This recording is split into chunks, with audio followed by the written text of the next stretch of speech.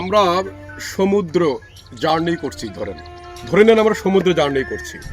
তো মাঝখানে কোনো একটা জায়গায় জাহাজটা আমাদের ডুবে গেল, তছনছ হয়ে গেল জাহাজটা। আমি বেঁচে গেলাম বা অন্য কেউ বেঁচে গেল, অনেকজন বেঁচে গেল।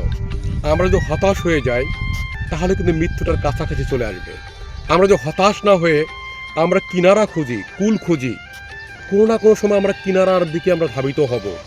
যদি কিনারা আমরা নাও খুঁজে পাই, মহান স্রষ্টার প্রতি বিশ্বাস রেখে আমরা যদি সূর্যের দিকে তাকিয়ে থাকি, চন্দ্রের দিকে তাকিয়ে থাকি, যদি কিনারা খুঁজে নাও পাই আমরা, তারপরে কিন্তু আমরা সংগ্রাম করেছি কিনারা খোঁজার জন্য, সে মৃত্যুটা আনন্দদায়ক হবে। হতাশ হয়ে পথ ছেড়ে দেওয়া যাবে না, ভয় পেয়ে রাস্তা থেকে সরে যাওয়া যাবে না, সাহস নিয়ে এগিয়ে যেতে হবে।